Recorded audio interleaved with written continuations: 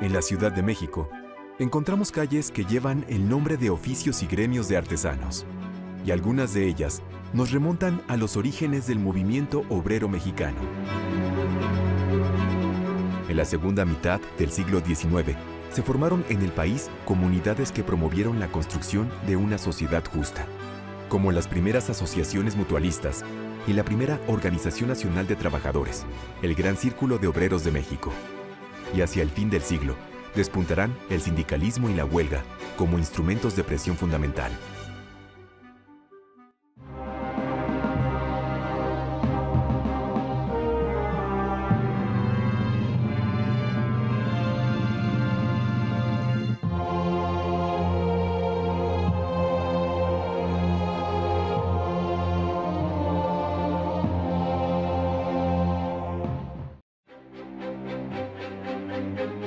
En la época de la Reforma, un escaso 10% de los habitantes de la República Mexicana residían en las ciudades más populosas. La Ciudad de México tenía alrededor de 200,000 habitantes.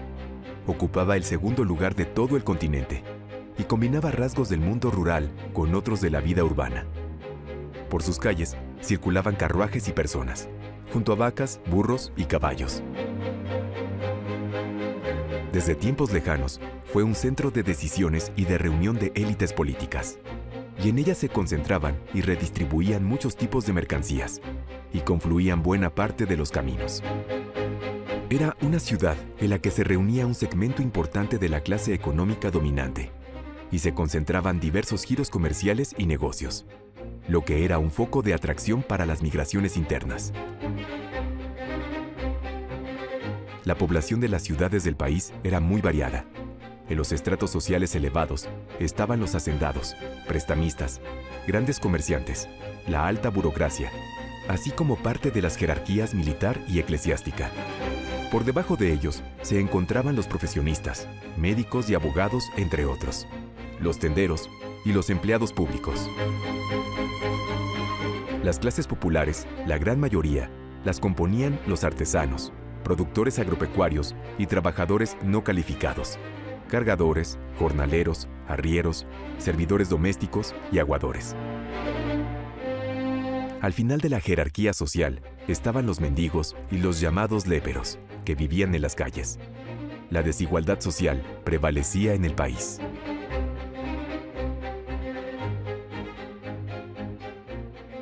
La inestabilidad política y los movimientos armados comprometían la producción y circulación de mercancías. Había desabasto y especulación, lo que causaba la ruina de pequeños capitalistas y de no pocos artesanos e industriales. Además, la guerra sustraía grandes cantidades de trabajadores de las labores agrícolas, los talleres y las fábricas, lo que provocaba una falta crónica de mano de obra. En esta situación adversa, se encontraban los oficios en las capitales mexicanas a mediados del siglo XIX, según el historiador Carlos Illades. Los establecimientos pequeños y económicamente débiles enfrentaban múltiples obstáculos para su expansión. Había una escasa inversión de capital en actividades productivas. La manufactura urbana, en su mayoría, estaba a cargo del pequeño taller. Los establecimientos fabriles o los talleres de gran tamaño eran pocos y en contadas ramas. El trabajo a domicilio o el callejero competían con el de los talleres establecidos. Los artesanos ambulantes laboraban en las calles, a veces en un espacio fijo. Sin embargo, trabajar en la calle, utilizarla como extensión del taller o cual mercado, estaba prohibido por el reglamento de policía. Pero el trabajo escaseaba, con el consecuente desempleo o subempleo, lo que dio motivo para juzgar a los artesanos como vagos, lo que era un delito. Con la Reforma, en la segunda mitad del siglo XIX, habían desaparecido las cofradías de artesanos, vinculadas con las iglesias, y el Estado no asumía la seguridad social como una de sus funciones primordiales. De esta manera, a los trabajadores no les quedó más remedio que ocuparse de sí mismos. Los artesanos libres se habían unido en sociedades de auxilios mutuos, que contaban con un frágil estatuto legal en el Código Civil, a diferencia del siglo anterior, en el que habían tenido privilegios corporativos. eran asociaciones voluntarias de individuos libres y jurídicamente iguales, con una estructura democrática que permitía a sus socios votar y ser electos. Formaban cajas de ahorro que socorrían a sus miembros en la enfermedad y la vejez, y en caso de muerte, a la familia del trabajador. Pero la permanencia de muchos trabajadores en esas mutualidades o asociaciones de ayuda fue fugaz, quizás porque no les era fácil pagar las cuotas. El Gran Círculo de Obreros de México se constituyó en 1872 y 6 años más adelante ya contaba con 34 sucursales en el país. Su periódico, El Socialista, circuló junto con otras publicaciones periódicas patrocinadas por las sociedades de socorros mutuos. El Gran Círculo realizó el Congreso Obrero de 1876, que buscó trascender las limitaciones del apoyo mutuo entre los miembros de la corporación o mutualismo. También deseaba crear una organización nacional de trabajadores para mejorar su condición social y otorgarles voz en la esfera pública. Por su parte, el griego socialista y activista Plotino Rodacanati, radicado en México, formó La Social, una agrupación que luchaba por mejorar la situación de las mujeres y que trató, sin ningún éxito, de acreditar a 2 de ellas como sus representantes. Pero la Asamblea Obrera rechazó su propuesta. La Gran Asamblea de Trabajadores se empeñó en conseguir la unión, la autonomía, la libertad y el progreso de la gran familia trabajadora. Renunció a ser un club político, mercantil o religioso y rechazó el uso de la violencia. Suscribía los derechos del hombre, la libertad de conciencia y de expresión de las ideas, así como la iniciativa y autonomía de todas las sociedades incorporadas, respecto de la misma Asamblea, del Estado y de los partidos políticos. Con menor concurrencia, se inició el segundo Congreso Obrero con una manifestación en el Paseo de la Reforma. Los grupos que se reivindicaban socialistas marcharon con sus músicas, estandartes y banderas rojas. Demandaban una ley agraria para repartir la tierra entre los campesinos y salieron a la calle en apoyo a la rebelión indígena de los Pueblos Unidos de Querétaro y Guanajuato. El Gran Congreso Obrero Permanente trató de ser medio de expresión de todas las asociaciones trabajadoras del país para alcanzar la redención práctica y pronta del proletariado en el marco de la ley. Se comprometió también, entre otros objetivos, a promover las asociaciones entre los trabajadores y el respeto a los derechos del hombre, así como a mediar entre el capital y el trabajo, a apoyar las huelgas justificadas y a defender a los proletarios de toda violencia o atropello. Aunque las huelgas estaban sancionadas con la cárcel por el Código Penal, los trabajadores recurrieron a ellas frecuentemente cuando veían sus condiciones laborales severamente dañadas o cuando tomaban la decisión extrema de abandonar el trabajo. Diversos artesanos y obreros recurrieron a la huelga. Algunos de ellos pertenecían a sociedades de auxilios mutuos, y aunque el fin de estas no era la negociación colectiva, llegaron a conseguirla, como en el caso de la huelga de los sombrereros de 1875. Los sindicatos de industria comenzaron a formarse a la vuelta del siglo, a raíz de la modernización impulsada por el gobierno de Porfirio Díaz.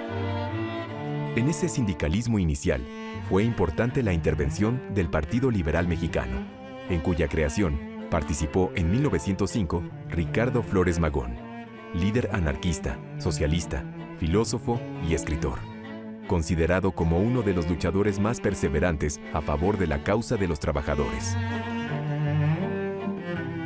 Desde ese año de 1905, el Partido Liberal Mexicano había comenzado la agitación política en la compañía minera estadounidense Cananea Consolidated Cooper, y su influjo se habría de extender a los campos mineros próximos. Miembros de aquel partido constituyeron en 1906 la Unión Libertad Humanidad, con el fin de organizar a los obreros. La demanda básica era reducir la brecha salarial entre los trabajadores mexicanos y los estadounidenses que laboraban en Cananea. Como no recibieron una respuesta satisfactoria del propietario William Cornell Green, los mineros sonorenses estallaron la huelga el 30 de mayo de 1906.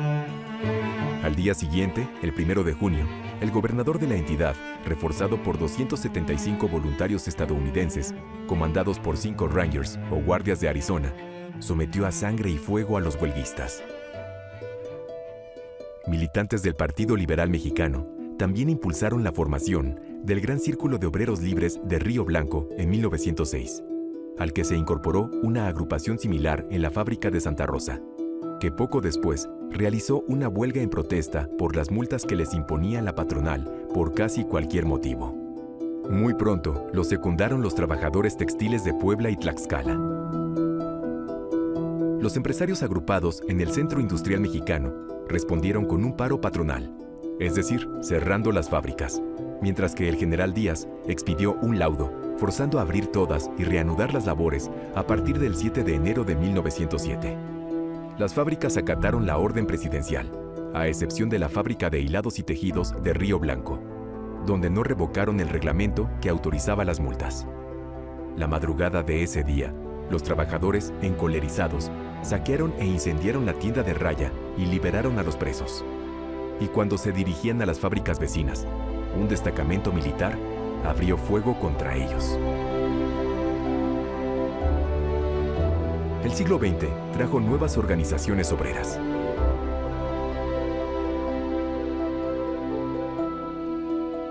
Ya durante la Revolución, se formaron múltiples sociedades de socorros mutuos y sindicatos, sobre todo en la Ciudad de México, auspiciados por la Casa del Obrero Mundial, organización que buscaba mejorar la vida de estos, empezando por su educación, y que para 1915 reunió a más de 90,000 de ellos.